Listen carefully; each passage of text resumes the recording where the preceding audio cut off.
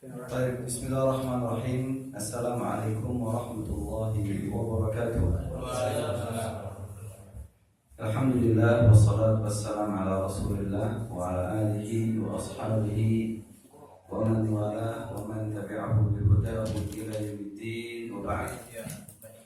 Melanjutkan pembahasan kita telah masuk pada perkara yang kedua, yaitu perkara yang dapat membinasakan seorang hamba di dunia dan juga di akhirat, waliyadzubillah, yaitu hawa nafsu yang selalu dituruti. Kita sudah melihat sebuah ayat, yaitu dari surat Al-Jathiyah. Allah Subhanahu wa ta'ala mengancam orang yang selalu menuruti hawa nafsunya, bahkan dia jadikan hawa nafsunya sebagai Tuhan yang dia sembah selain Allah. Firman Allah dia abaikan, hadis Nabi dia tinggalkan, dan dia lebih cenderung kepada hawa nafsu yang selalu membisikinya. Kebinasaan dia di dunia adalah Allah akan sesatkan dia sampai pun setelah dia berilmu. Allah tutup telinga dan hatinya sehingga dia tidak dapat lagi mendengar ayat-ayat Al-Quran dan hadis-hadis Nabi, dan hatinya pun tidak dapat lunak dengan nasihat-nasihat dari Al-Quran dan juga nasihat-nasihat dari hadis Nabi. Dan ketiga, pandangan matanya pun ditutup selaput oleh Allah Subhanahu wa ta'ala, sehingga dia tidak lagi dapat melihat mana yang baik, mana yang buruk, mana yang benar, mana yang salah, mana yang hak, dan mana yang batil. Lalu hukuman yang paling parah di dunia bagi dia adalah faman yahdihi min ba'dillah. Siapa yang dapat memberi hidayah bagi dia setelah Allah menyesatkannya? Na'udzubillah min dzalik. Tapi sebaliknya, orang yang berhasil menahan hawa nafsunya dan dia berhasil arahkan hawa nafsunya pada arahan-arahan Al-Quran dan As-Sunnah, dia kendalikan hawa nafsunya, dialah orang yang beruntung di dunia dan di akhirat. Adapun keberuntungan dia di dunia, Allah Subhanahu wa ta'ala akan jadikan dia orang yang berhasil memimpin dunia. Contohnya apa, Ustaz? Contohnya Nabi Yusuf alaihi salam. Nabi Yusuf adalah nabi yang ganteng banget. Nabi yang Allah berikan wahyu padanya. Nabi yang Allah berikan keistimewaan ketampanan wajah. Ketika Nabi Yusuf dilempar oleh saudara-saudaranya ke lubang sumur, Nabi Yusuf diambil dan dijadikan budak oleh para saudagar yang lewat. Lalu dijuallah Nabi Yusuf di pasar budak di Mesir. Dan Nabi Yusuf setelah itu pun dibeli oleh Perdana Menteri Mesir. Perdana Menteri Mesir, anak buahnya Fir'aun. Anak buahnya Fir'aun. Baik. Lalu apa yang terjadi? Perdana Menteri ini namanya Potifar. Perdana Menteri ini memiliki istri yang sangat-sangat cantik jelita dan berusia yang sangat muda, jauh lebih muda, bernama Zulaikha atau Zulaikha. Zulaikha. Dan Potifar adalah orang yang mandul. Potifar adalah orang yang mandul. Berarti Zulaikha tidak pernah disentuh oleh suaminya. Dalam usia yang sangat muda menikah tapi tidak pernah disentuh. Ketika Potifar mengambil Nabi Yusuf sebagai budak anak angkatnya, dijadikan sebagai anak angkat, tentu usia Nabi Yusuf dan Zulaikha tidak jauh berbeda. Mungkin kisaran 7-10 tahun perbedaan usia antara Nabi Yusuf dan Zulaikha. Tumbuh dewasa dengan pendidikan seorang bangsawan, tubuh tampan. Zulaikha pun ada hasrat terhadap Nabi Yusuf. Dan Nabi Yusuf pun juga memiliki hasrat terhadap Zulaikha. Cantik jelita. Ngomong zaman sekarang saja ada istilah tante-tante dan berondong. Ya orang. Tante-tante dan berondong. Nabi Yusuf sama Zulaikha sama-sama punya hasrat. Tiba saatnya hawa nafsu Zulaikha tidak lagi dapat dibendung. Dia pun berbuat makar terhadap Nabi Yusuf dengan memanfaatkan budaknya yang bernama Nini Karfatta. Budak wanita bernama Nini Karfatta memanggil Nabi Yusuf untuk mendatangkannya ke kamar khusus Zulaikha. Ternyata kamar Zulaikha itu sangat megah dan ada 7 pintu gerbang. Setiap kali Nabi Yusuf masuk satu pintu dikuncilah oleh Nini Karfatta. Pintu kedua dikunci, pintu ketiga dikunci, pintu keempat dikunci, pintu kelima dikunci, sampai pintu ketujuh dikunci.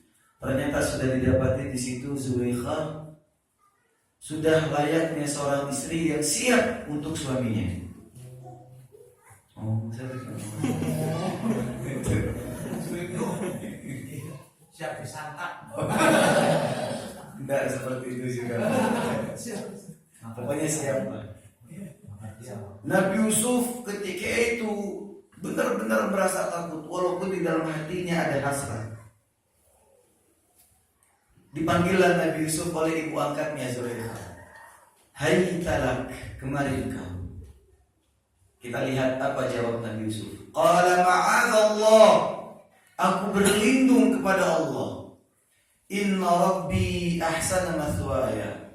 Sungguh majikanku yaitu Potifar, ayah angkatku, telah berbuat baik dengan memberikan aku perlindungan dan tempat tinggal untukku. Sehingga tidak mungkin aku mengkhianati Potifar untuk berzina dengan istrinya. Qala ma'adzallah, berlindung daripada Allah. Terus dikejar oleh Zulaikha. Padahal apa? Walaqad hammat bihi wa hamma biha. Zulaikha ada hasrat terhadap Nabi Yusuf dan Nabi Yusuf terhadap Zulaikha pun ada hasrat. Tapi Nabi Yusuf dijaga oleh Allah. Kenapa? Karena Nabi Yusuf pun berhasil menahannya. Nah, terus apa? Kejar-kejaran. Dan Allah membantu Nabi Yusuf. Setiap kali Nabi Yusuf mendekati satu pintu gerbang, secara otomatis pintu gerbang itu pun terbuka. Padahal terkunci. Terbuka pintu 1, 2, 3, 4, 5, 6 terbuka. Ketika sampai pada pintu ke-7, Nabi Yusuf berusaha keras untuk membukanya, tidak terbuka. Sampai akhirnya baju belakangnya pun ditarik oleh Zulaikha dan robek. Barulah Nabi Yusuf berhasil membuka. Tapi ternyata majikannya sudah ada pas depan pintu. Potifar ada di depan pintu gerbang utama. Kaget Nabi Yusuf. Langsung, maaf ya ibu ya, langsung perempuan mengeluarkan air mata buayanya. Senjata ampuh. Langsung dia menangis. Qalat ma jazaa'u man arada bi ahlika su'an illa an yusjana aw 'adzabun alim. Zulaikha pun berkata, wahai suamiku, apa balasan yang cocok, yang pas, yang pantas bagi orang yang sedang ingin berbuat buruk ini terhadap istrimu ini. Kalau nggak dipenjara, siksa saat pedih-pedihnya. Nabi Yusuf membela diri.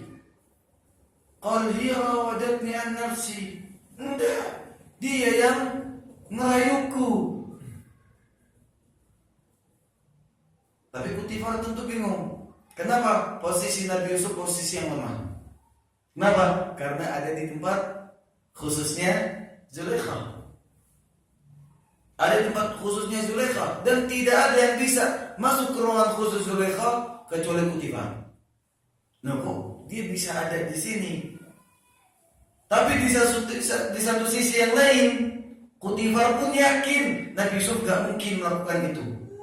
Kenapa? Karena yang dia tahu Yusuf adalah anak yang baik, anak yang hormat dan sopan terhadap ayah angkat dan ibu angkatnya. Gak mungkin dia mengkhianati. Cuma bingung dengan tangisan istrinya. Bahaya kan? Tangisan wanita bahaya kan? Bahaya. Beliin aku mobil, kata istrinya. Tapi gak punya uang. Oh sih aja Bi, gak apa-apa. Nanti dosanya tanggung bareng-bareng deh.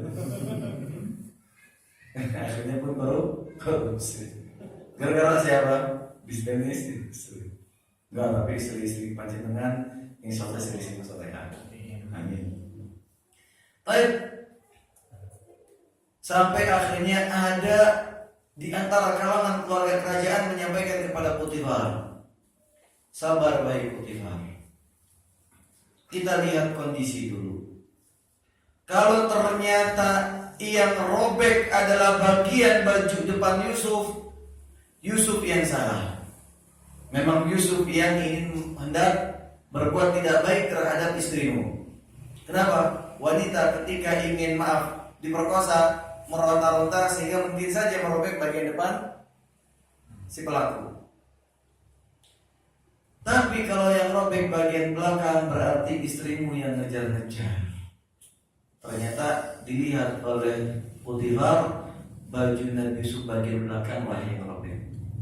Berarti semakin yakin Potifar bahwa yang bermain curang dalam hal ini adalah Zulaikha. Tapi apa? Untuk menjaga mukanya, kehormatannya, Potifar pun tetap memenjarakan Nabi Yusuf agar tidak dibilang, istrinya Perdana Menteri yang curang. Kan malu itu, malu sekali. Sehingga apa? Dicari kambing hitam, sehingga Nabi Yusuf pun menjadi kambing hitam. Kok orang yang mengalami hawa nafsu masuk penjara? Sabar, tunggu dulu, belum selesai ceritanya.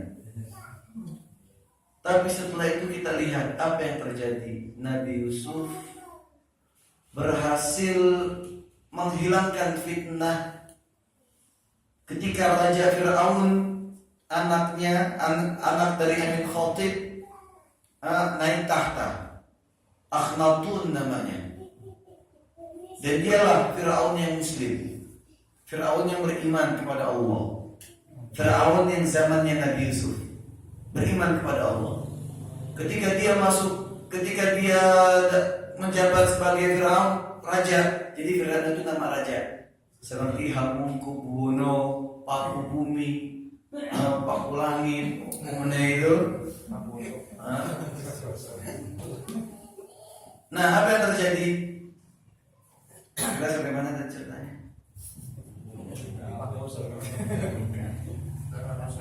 Nah, melihat mimpi di dalam tidurnya yang aneh-aneh itu, yang ada 7 sapi kurus memakan 7 sapi gemuk, ada 7 tangkai gandum yang basah dan ada 7 tangkai gandum yang kering. Akhirnya apa? Nabi Yusuf diundang untuk memurai mimpi ini dan diselesaikan oleh Nabi Yusuf, dan Nabi Yusuf mengatakan ij'alni ala khazainil ardh, jadikan aku menteri perbendaharaan hasil bumi. Dan akhirnya Nabi Yusuf menjadi menteri ekonomi pertama di dunia yang mengurusi hasil panen negeri Mesir ketika itu. Menjadi orang kepercayaan untuk Akhnatun. Lalu apa yang terjadi? Ahibbillah, Nabi Yusuf pun nikah sama anak kerajaan yang bernama Asefan. Lalu apa? Zulaikha pun menjadi istri kedua Nabi Yusuf. Kita lihat Allah Subhanahu wa ta'ala memberikan bagi orang yang berhasil menahan hawa nafsunya keistimewaan yang tidak pernah dia duga di dunia dan di akhirat. Bayangkan setelah itu apa? Nabi Yusuf pun mengatakan innan nafsa la'ammaratun bisu. Sesungguhnya setiap nafsu berpotensi untuk melakukan keburukan dan kejahatan. Inna nafsa la'ammaratun bisu, setiap nafsu, setiap jiwa punya potensi untuk melakukan keburukan dan kejahatan. Tapi kecuali yang dirahmati oleh Allah, maka Allah akan memberikan hidayah padanya. Nah, berarti apa? Masing-masing kita punya nafsu yang berpotensi untuk berbuat jahat. Tapi apa? Ketika kita berhasil menahannya, Allah akan menjadikan kita orang yang beruntung di dunia dan juga di akhirat. Lalu apa keuntungan orang yang berhasil menahan hawa nafsunya? Di dalam surat An-Nazi'at, Allah Subhanahu wa ta'ala berfirman pada ayat nomor 41, wa amma man khafa maqama rabbih wa nahan nafsa 'anil hawa fa innal jannata hiyal ma'wa. Adapun orang yang takut terhadap kedudukan Allah dan dia menahan dirinya, menahan hawa nafsunya, fa innal jannata hiyal ma'wa, maka sesungguhnya surga yang akan menjadi tempat tinggal dia. Bahkan orang yang berhasil menahan hawa nafsu dari perzinaan, dari kiamat nanti akan Allah berikan naungan, di mana tidak ada naungan di hari kiamat nanti kecuali naungan Allah. Matahari ketika itu berjarak dari kepala kita itu hanya 1 mil saja. Hanya 1 mil saja jarak matahari dari kepala kita. Ribuan mil saja kita sudah kepanasan. Malam hari tidak ada matahari, kita kepanasan kok di Batam. Batam itu artinya apa? Bangkai. Ini Batam bukan Batam. Apa bedanya Batam sama Batam? Bangkai. Ini bukan Batam, bangkai. Nah, coba tadi.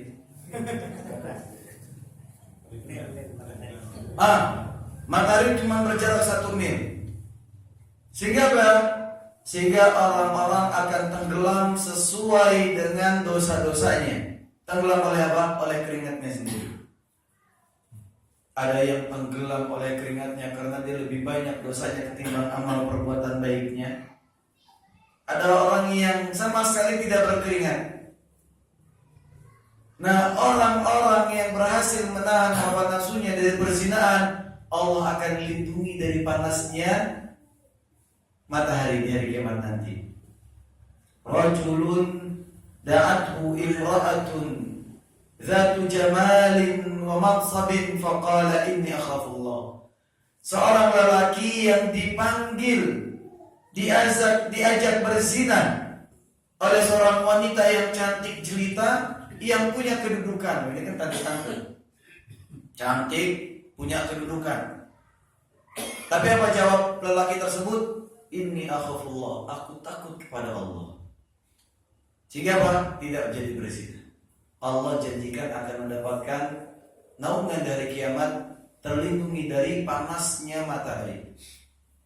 Mungkin kalau kita diajak seperti itu oleh mbak-mbak yang cantik, oleh mbak-mbak yang kaya raya, punya kedudukan, apa yang kita katakan? Saya pikir-pikir dulu ya. Ketahuan sama istri apa enggak? Masya Allah. Ini balasan bagi orang-orang yang berhasil menahan hawa nafsunya. Tapi yang tidak berhasil menahan hawa nafsunya, 4 hal dia akan dapat di dunia. Allah sesatkan dia, Allah tulikan telinganya, Allah keraskan hatinya, Allah butakan matanya, dan Allah tidak berikan hidayah, ya berarti di akhirat sudah akan pasti masuk neraka. Auzubillah min dzalik. Berikutnya, apabila azan ya Allah wa yakum jami'an, perkara yang ketiga yang dapat membinasakan seorang hamba di dunia dan di akhirat adalah i'jabul mar'i bi nafsihi. Seseorang berbangga diri atau merasa bangga terhadap dirinya sendiri. Apa itu ujub? Bangga diri itu apa maksudnya berbangga diri? Apakah sama dengan sombong? Enggak, beda. Tapi berbangga diri adalah cikal bakalnya sombong. Benih kesombongan adalah ujub, berbangga diri. Apa itu bangga diri? An-nadharu ila an-nafs bi'ainil 'izzi wal istidham. Seseorang melihat pada dirinya sendiri dengan pandangan kemuliaan dan keagungan. Melihat dirinya sendiri lebih mulia, lebih agung. Wan nadharu ila ghairihi binadharil dhulli wal ihtiqar. Sedangkan melihat orang lain dengan pandangan hina dan remeh. Ini ujub. Sebab ujub itu apa? Banyak. Yang pertama bisa karena harta. Dia kaya raya, yang lainnya tidak kaya, dia pun ujub. Tuh lihat, Allah sayang sama saya. Saya nggak pernah sholat aja, Allah masih sayang sama saya. Kamu nungging tiap 5 waktu, sujud sana sini, ruku sana sini, miskinnya tetap miskin. Ujub dia terhadap harta yang dimiliki. Juga ujub terhadap anak. Sebab ujub yang kedua adalah anak. Anaknya cerdas-cerdas, yang satu kuliah S3 di Malaysia, yang satu ngambil S2 di Singapura, yang satu ngambil S1 di Jerman, yang satu mendapatkan beasiswa favorit. Bangga dia. Ada yang sudah jadi insinyur, sudah jadi dokter. Bangga dia punya anak-anak yang seperti itu. Ngelihat ada orang tetangganya, anaknya sekolah di pesantren. Sekolah pesantren. Mau jadi apa? Mau jadi agim? Mau jadi siapa? Merendahkan sekali. Ini ujub. Ada juga sebab ujub yang lain. Jabatan. Nah, jabatan. Dia sebagai Pak Bupati, sombong di akhirnya. Pertama ujub dulu, baru akhirnya sombong. Ujub dengan garis keturunan, darah biru, wong keraton, Raden. Akhirnya apa? Ketika ada orang mau melamar anaknya, kowe sapa? Saya Dana, Pak. Anaknya sapa? Ya anak bapakku. Nggak ngopo? Saya mau lamar anaknya, Pak. Kami ini darah biru, tidak akan menikahkan anak kami dengan darah merah.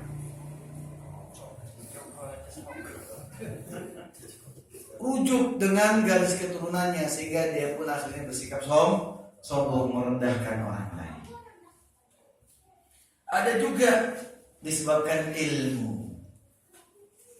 Ujub dengan ilmunya, dia sudah merasa doktor, S3, ahli dalam bidangnya. Ketika dia mengajar di suatu forum, ada seorang mahasiswa membantah dengan dalil-dalil, misalnya, kamu itu masih mahasiswa, S1 juga belum, kok mau membantah saya ini doktor, saya ini doktor, saya S3. ujub dia. Dan akhirnya dia pun sombong, menolak kebenaran, merendahkan orang. Ahibatillah azani Allah wa iyyakum jami'an. Ada juga dengan sebab ideologi. Ideologi yang sukanya ngafirin orang itu. Bentar-bentar fulan kafir. Si fulan kafir, fulan kafir. Nah terus kamu pilih, aku orang mukmin sendiri. Saya orang mukmin sendiri, yang lain kafir.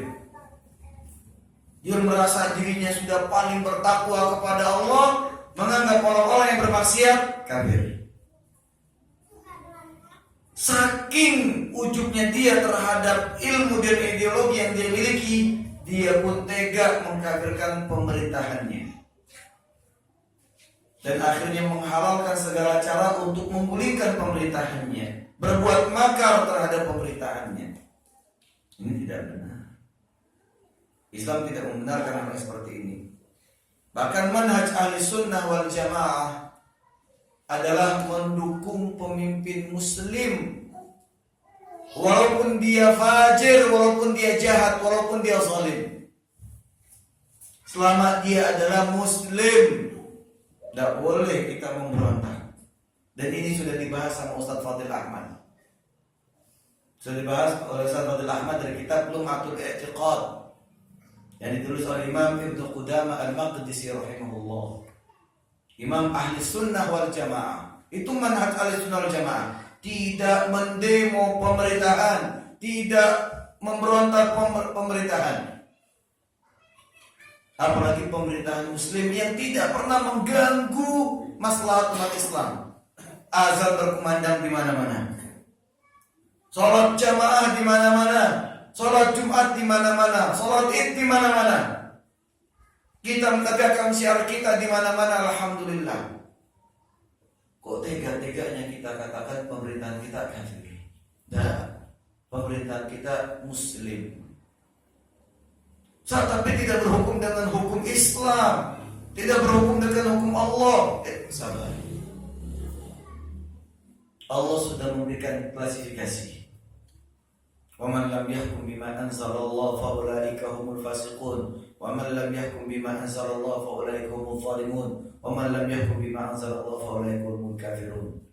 Ada yang fasik, ada yang zalim, dan ada yang kafir. Kapan dikatakan seorang yang tidak berhukum dengan hukum Allah itu zalim? Kapan dia dikatakan fasik? Kapan dikatakan kafir? Ada semuanya. Tidak kita ratakan. Kemarin adalah pelantikan presiden kita. Walaupun mungkin kita tidak memilih beliau, wajib bagi kita untuk mentaatinya ketika sudah mendapatkan legitimasi bahwa dia adalah pemimpin kita. Kita berikan ketaatan kita selama tidak memerintahkan kita kepada kemaksiatan pada Allah. Ketika ada perintah-perintah darinya tentang kemaksiatan-kemaksiatan terhadap Allah, tentu kita tolak. Tapi bukan kita berontak. Bahkan dikatakan oleh Imam Ibnu Taimiyah rahimahullah dan imam-imam ahli sunnah yang lain, sampai pun apabila nyata-nyata pemerintahan kita adalah pemerintahan kafir, kita tidak boleh berontak. Kalau memang kita melihat bahwa kita belum layak untuk berontak. Kalau kita dikatakan wajib berontak, kesian itu orang-orang Islam yang ada di Amerika. Apakah mereka wajib berontak terhadap pemerintahan mereka? Pemerintahan Amerika yang ada? Kesian mereka orang umat. Kalau kita katakan mereka wajib berontak, tidak. Semuanya melihat mafsadah dan maslahat. Karena Islam datang untuk menjaga itu semua. Namun anehnya, dengan hawa nafsu, kadang orang menggebu-gebu. Baru belajar Islam kemarin, baru 1 tahun kemarin ngaji langsung Pancasila kafir. Siapa bilang? Sabar dulu, tidak seperti itu gaya pikir kita. Tidak mudah kita mengkafirkan. Dan itu manhaj ahli sunnah wal jamaah. Dan kita sudah bahas sebelum Ramadan kemarin. Di antara kesalahan petaka lisan adalah berucap kafir dengan mudah. Jangan, sabar. Kalaupun kita harus memvonis kafir, fulan kafir, ini kafir, bukan kita, tapi para ulama yang memiliki ilmu, bukan kita yang baru belajar kemarin. Ini harus dipahami. Jangan sampai ideologi kita menganggap kita lebih benar sendiri, yang lain salah, sehingga kita pun seenak-enaknya saja. Ini saya sudah jenggotan. Yang tidak jenggotan bukan ahli sunnah. Jangan dulu gitu. Mas Dana tidak boleh. Ini contoh Mas Dana. Nah, mestinya kita yang sudah ngaji, saya wasiatkan pada diri saya dan bapak-bapak sekalian, juga ibu-ibu, ketika kita untuk berubah yang seperti sekarang ini, rajin ngaji, mau menerapkan ilmu, butuh proses. Maka ketika kita mendakwahkan orang lain dan mengajak orang lain pun, kita berikan mereka waktu untuk proses. Jangan kita berbuat tidak adil. Wong kita saja butuh proses. Saya untuk seperti ini itu butuh proses. Belajar bahasa Arab, belajar ini, belajar ini, belajar ini. Banyak hal yang saya harus pelajari, dan itu baru tetesan sedikit saja dari lautan yang ada. Berarti apa? Ketika saya mengajak bapak-bapak, ibu-ibu untuk dakwah yang hak ini, saya pun harus sabar, memberikan proses untuk penjenengan. Tidak bisa orang berubah langsung seperti merubah telapak tangannya. Tapi semuanya butuh proses. Butuh penyadaran diri, butuh pengetahuan, lalu butuh pembiasaan, dan akhirnya menjadi budaya. Nah, ini dia ibadillah. Jangan kita bangga terhadap diri sendiri, merasa punya ilmu, seenaknya kita menyesat-nyesatkan orang. Merasa punya ideologi yang lebih tepat, merasa menyesatkan orang. Tidak. Agama kita agama yang indah. Agama kita tidak mudah menyalahkan orang. Agama kita tidak mudah mengkafirkan orang. Kalau kita dengar ada teman-teman, saudara-saudara, kayaknya gampang sekali mau nyebut Pak itu kafir, fulan kafir, pemerintahan kita kafir. Kalau kita tidak dapat membantahnya, jangan kita dekati. Kenapa? Karena kita bisa terkena syubhat-syubhat itu. Berikutnya, ketahuilah bahwa hasil dari ujub, buah yang akan diberikan oleh ujub bangga diri adalah kesombongan. Dan ujub adalah dosa pertama yang dilakukan terhadap Allah SWT. Siapa yang bisa jawab? Siapa yang melakukannya? Minta hadiah ini sama saudara. Iblis melakukan dosa pertama terhadap Allah dengan ujub, merasa bangga terhadap dirinya sendiri dan merendahkan Adam. Ketika diperintahkan oleh Allah untuk sujud kepada Adam, bukan sujud ibadah, tapi sujud penghormatan sebagai wujud ketaatan kepada Allah, karena Allah perintahkan. Ternyata apa? Iblis mengatakan, ana khairun minhu, aku lebih baik. Nah, ini dia ujub. Aku lebih baik minhu, daripada Adam. Khalaqtani min nar wa khalaqtahu min tin. Engkau ya Allah ciptakan aku dari api, sedangkan engkau ciptakan Adam dari tanah, dan api lebih mulia daripada tanah. Sehingga iblis pun ujub terhadap bentuk penciptaannya. Lalu iblis berlaku sombong, menentang perintah Allah. Usjudu li Adam, kata Allah, usjudu li Adam, fasajadu illa iblis aba wastakbar. Ketika Allah memerintahkan kepada para malaikat untuk sujud, semua malaikat sujud.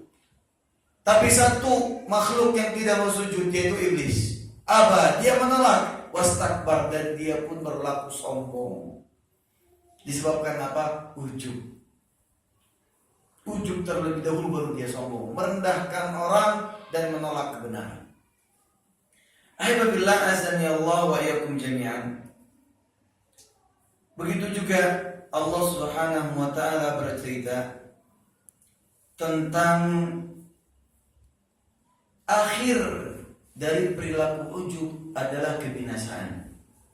Di dalam surat Shad, Allah Subhanahu wa taala berfirman ayat 77 dan ayat 78, Qala fakhruj minha fa innaka rajim.